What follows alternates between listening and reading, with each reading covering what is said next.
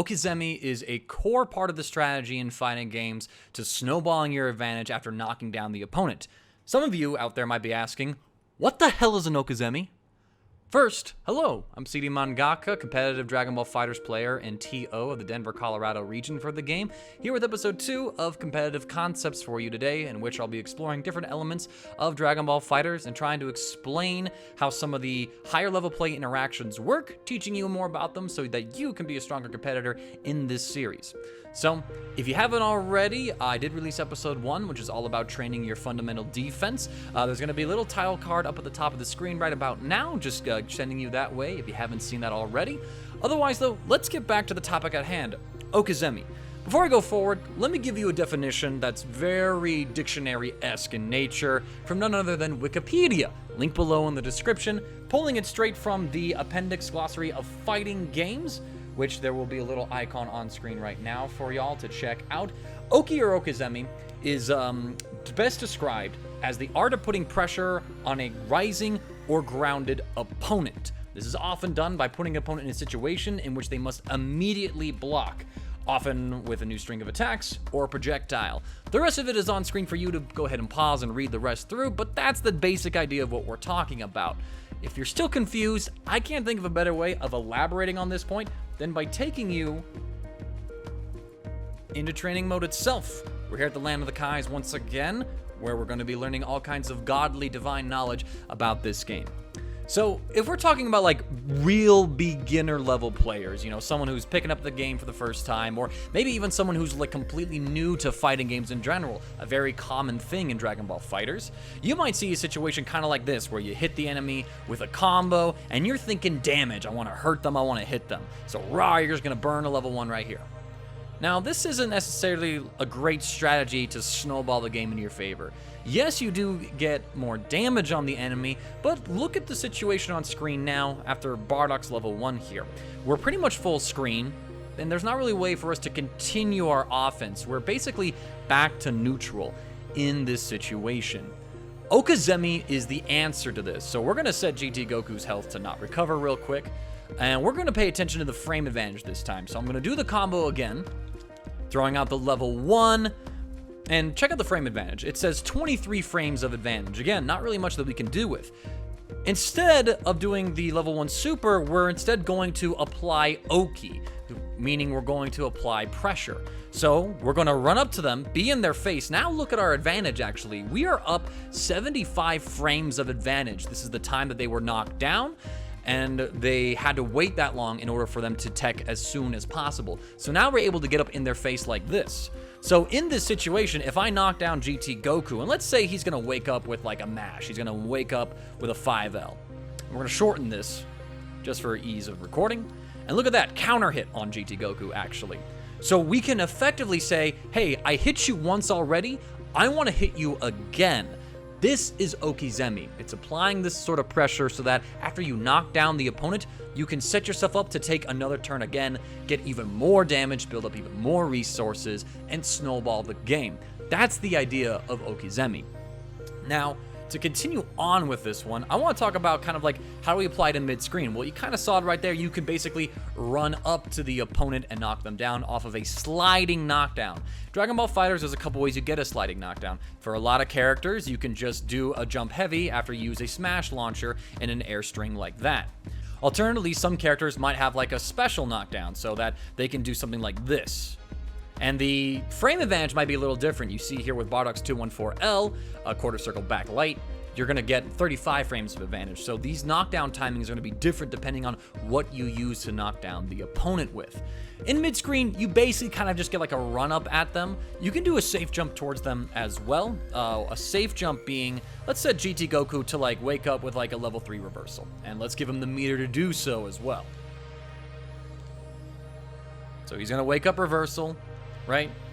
I can do something like this, where I dash at him and I jump with a heavy, and I'm completely safe. This is the idea of a safe jump, is that you can jump and you're safe to invincible reversals.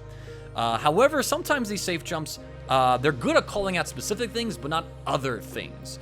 The difficult thing about mid-screen is that there's a lot of places your opponent can go in Dragon Ball FighterZ. For example, they can tech backwards. They can also tech upwards, or they can tech in place. And of course, there's also delaying their wake up. So they can delay getting up and still do different options, all those options I listed, or they can delay their wake up longer and get up in place very quietly, just like that. And that timing has about 30 different variations right there. We'll kind of talk about how to deal with all these in a little bit. But let's go back to like Midscreen Oki and that safe jump I showed. So if we kind of do that IAD forward and trying to safe jump in on like a reversal, they could call out a safe jump like that with something kind of like this. We're going to have GT Goku tech in place, and he's going to wake up with a 5M. Well, mangaka, what kind of sorcery is this? So we're going to, once again, launch him up, knock him down. We're going to chase after him. All right, I'm going to safe jump you. GT Goku actually can call this out by teching in place, so when we jump forward, we then put ourselves at a range where medium normals are more likely to hit. We're jumping forward and pressing light because we want to, string safely. GT Goku actually sets himself up to whiff punish all of this. So there's a lot of rock, paper, scissors that can happen in mid-screen. One way around this in mid-screen is the idea of a tech chasing instead. So instead of doing this preconceived call-out, instead, we make ourselves try and react to what our opponent is going to do. I'm going to set GT Goku to randomly recover, and we're just going to run at it, right? So we run up at his face, he got up in place, and I'm just going to push buttons again, because again, I'm plus. Now this time, we're going to send him to up tech just for the, the proof of concept, where I watch him, he jumps up, and I can jump and chase him. You could set the bot to random and practice chasing techs like this yourself. That's going to be a little more consistent overall, in the mid-screen at least, just for kind of dealing with all these different options. Another trick that you can use as well, actually, is a little cheeky. It's like jumping and then throwing out a Superdash, so then you just kind of simplify and home in on them. Do be careful about using this option repeatedly, though, because sometimes an opponent might start to get ideas about calling you out with like a 2H, the anti-air, for example. So if I do something like this, opponent's like, I've had enough of you, super dashing at my Oki or on my wake up, you might get hit like that. Of course, that, there's a lot of scrambles that does happen here. Like, you might be able to do it early enough to where you can still block and they see it, or you could even hit the Meaty. So that's just a couple things to keep in mind with this option. Again, it's very rock, paper, scissors in nature, but you just want to have different tools that you can fall to keep your opponent guessing on how you're trying to continue your pressure. Now, let's talk about when we take the opponent into the corner, because the corner, a lot of things start going into the attacker's way.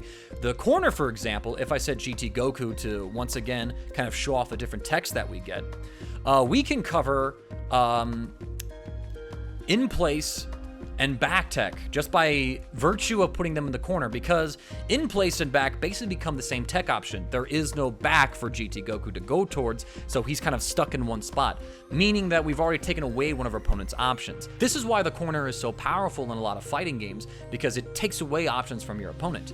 So, we might be able to do that IAD safe jump that I showed you earlier, still beat DPs and reversals, and we don't have to worry about the in-tech, back-tech game, but we do have to be careful with how we set up our IAD forwards, and because there's new tech options in the corner. There's like up tech backdash with an overhead to steal the turn, or there's dashing out, putting us into the corner and crossing us up when we're not expecting it.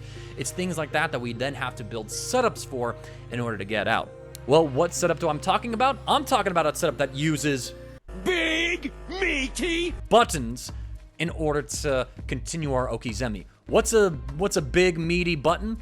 Well, let's kind of look at Bardock here, and this is a fairly universal option for a lot of characters. So we're going to launch GT Goku, launch him up into the air. We're going to whiff a 5L, neutral jump, and then come down with a jump heavy. This is universal for a lot of the cast. Like, I'm going to tag in Gotenks, and even though Gotenks has more hits on his lights, for example, this timing still works across these characters, and you can find this timing with a lot of characters, usually on a jump heavy knockdown. All of a sudden, those examples I mentioned earlier, they also get covered by this option. So no more up tech backdashing, no more dashing out from the corner, and we still cover a lot of the usual suspects. We still cover mashing 2H on the ground to try and anti-air, we cover out mashing vanish, and we're still safe to DPs and level 3 reversals. So this is a very powerful option for us to have. In fact, it's so powerful, there's basically only 2 universal options and then 1 character-specific option that are left for the opponent to try and wiggle out against our Oki. Those options are going to be Reflect, And they're going to be a particular kind of delay wake-up stand. Let's talk about this delay wake-up stand a little bit more. Now, with Reflect, there's a whole bunch of mind games and stuff, but that's kind of like for a different video, I think. But, you know, Reflect works. That's all you kind of need to know, creates a whole new situation. But delay wake-up stand is interesting. Let's take like a character like Adult Gohan, for example, all right? Now, we might be thinking that, okay, Adult Gohan's going to try and wake up with a DP, but, you know, our Meaty safe jump will let us block if we hold down back, and we can just punish him for that choice, right? Well, there's another little mind game right here, and this is like a tech that I don't think gets talked about quite often enough, and that tech is delay wake-up mashing. All right, so we're going to set Adult Gohan here to wake up mash 5L, and he's going to delay his stand by about 8 frames. Well, mangaka, why would this ever work? You know, certainly if you delay your wake up, I'm just going to be more plus, right? Wrong. Here's the thing about a meaty safe jump like this. There's a specific timing in which your character is going to fall down and deliver the meaty. If your opponent delays their wake up perfectly, their stand up, they'll actually dodge your meaty and be plus themselves, meaning that they can actually take the turn from you if they successfully call out your meaty safe jump. Just to show you again, we're going to come down here, I'm going to whiff the heavy, and if we look at our frame advantage, we are actually -2 with this timing. Adult Gohan has timed his wake up perfectly to steal his turn back against us. Well, certainly this is broken. Why the hell would I ever meaty safe jump? Like, once I show that, they're just going to start spamming that, right? Well, yes and no. Again, just like how we had to do different things in mid-screen, we got to do different things in the corner as well. One of those things being like using an assist to cover the wake-up. So, you know, like an opponent can do the same timing with like pretty much against a lot of these setups, but we can again use an assist that spawns far enough back to bait out this mash and punish the opponent. You do have to be careful, though, because sometimes some assists might get hit just by the fact that maybe they're not invulnerable, maybe they spawn a little too closely to the opponent. So you do have to be aware of what assists you can use in order to beat this particular tech. And the nice thing about it is that most people that go for this option, they decide on it like on the knockdown. They say, okay, this time I'm going to blow up his meaty safe jump, and I'm going to wake up mashing at perfectly timed to steal my turn back. So they're already going to commit to this option, so you can set a trap for them using your assist. So that's one thing to keep in mind. Another option, again, to go back to is that tech chase I talked about in the mid-screen to beat this option. So let's like take Gohan up into the sky again. We're going to set him to ground recovery random, right? This I'm going to stay on the ground. He jumped up, I'm going to chase him upwards. And, you know, if he stays on the ground, I'm going to just push buttons in his face. Now, again, with a character who has a reversal like Adult Gohan, you might want to pause sometimes and let them bust out with a reversal. Maybe, again, you like call out an assist instead to kind of do the Oki for you, see if they push a button or something, or at the very least guarantee that you get a safe turn. These are all ideas that you can implement pretty easily. Another advantage to using this tech chase idea is that if you use an assist in the middle of a combo like this, and you keep pressure up on the opponent, let's say you do a meaty safe jump, right? So you do this, you hit him, watch Piccolo's assist. He's not coming back, right? And this is true also if Adult Gohan blocks. If we want to regenerate our assists for our offense, we do need to leave a gap. Now, meaty safe jumps don't do that. They're meaty. The whole point of them is that they stop your opponent from doing anything by hitting them with a button that's active when they get up. But if we tech chase them, we do give a gap. So I'm going to set Adult Gohan here to tech randomly. We're going to again call Piccolo here, kind of just to burn the combo time, take Gohan up into the sky, and now I'm going to tech chase him. All right, he jumped up. Now see here, I had to wait that time to react to Adult Gohan's tech, and Piccolo is now coming back. All of a sudden on this knockdown, I got my assist coming back again. So that might be an idea for you to use, like, hey, I want to regenerate my assist. I think I'm going to go for a tech chase here and try and rebuild my assist. That way, if they block, I can maybe stagger them long enough to get my assist back. Or if I combo them, maybe my combo takes so long, I can hit them again.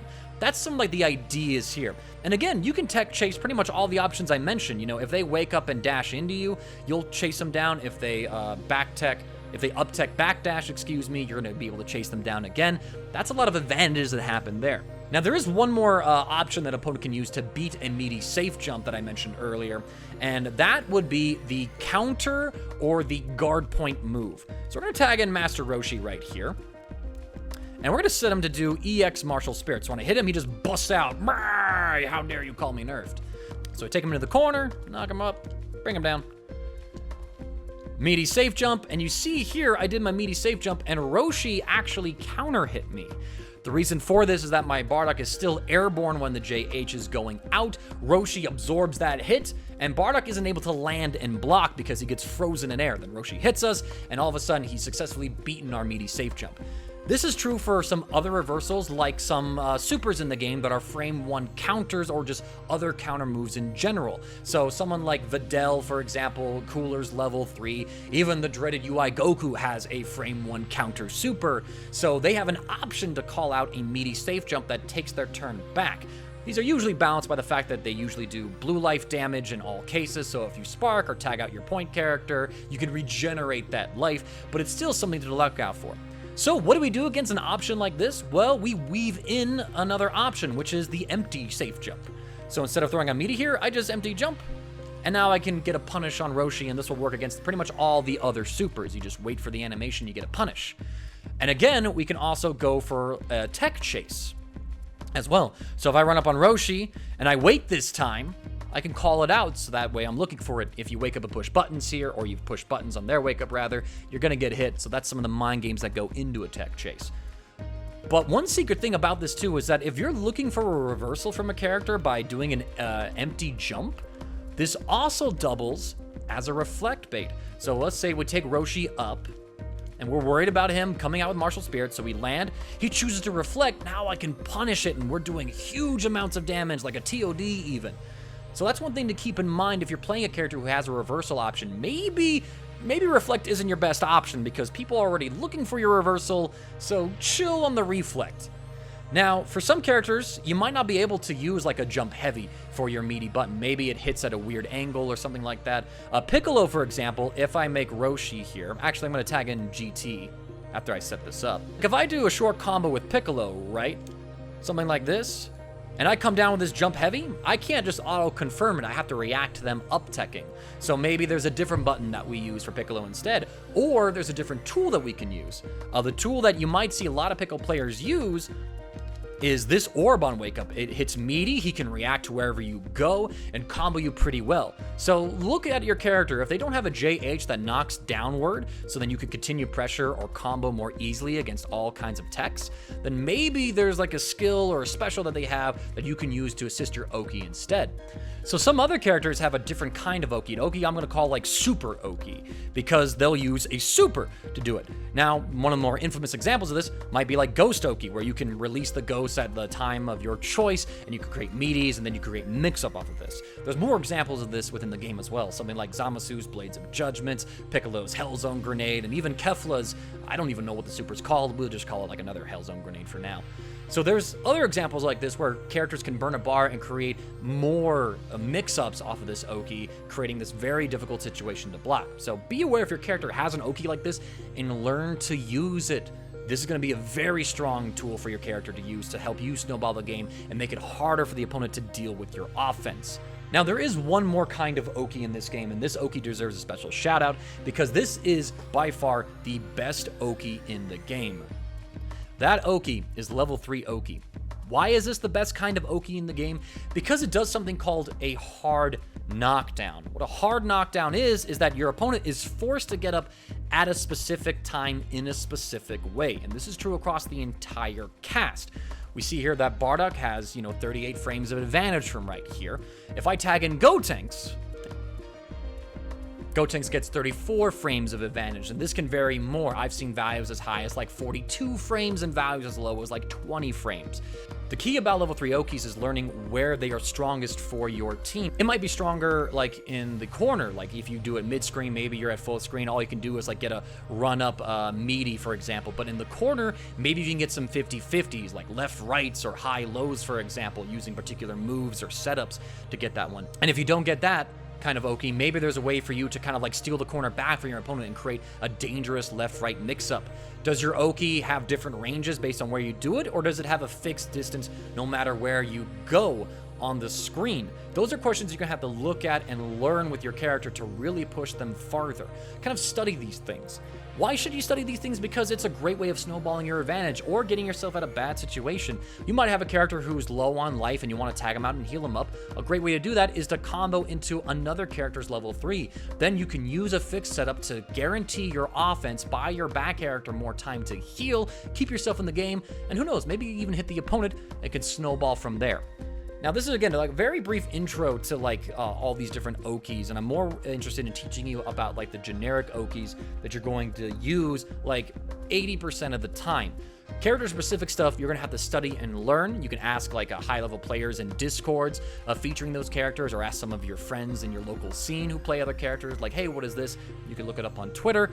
But I just want to teach you the ideas of Okizemi. I want to teach you kind of like some of the rock, paper, scissors ideas going on with some of these Okis, understanding why the corner is so dangerous and why DHCing into a level 3 is really good, and feeding you ideas. Maybe you want a character who has a strong level 3 in the back so that you can keep him at full health and then put the opponent into a very dangerous mix-up. These are just ideas for you to construct when you're building up your team. So, with that being said, that's pretty much all I have for Okizemi today. I wanted to cover as much as I could, like with like how to deal with Oki as well as how to apply Oki, because for you to apply Oki, you have to understand how you can contest Oki. So that way you understand both sides of the coin, and then you'll be able to kind of understand and adapt to situations by looking at what your opponent is doing. As a rule of thumb, throwing out safe meaty jumps first is always a good way to go. If you see your opponent start to call that out, change it up a bit. Use tech chases or use empty meaty jumps to bait out options. Use your assists when you can, and kind of be aware of what options will help facilitate when. It's going to take a lot of time and practice for you to learn when to make certain calls, but you'll get there soon.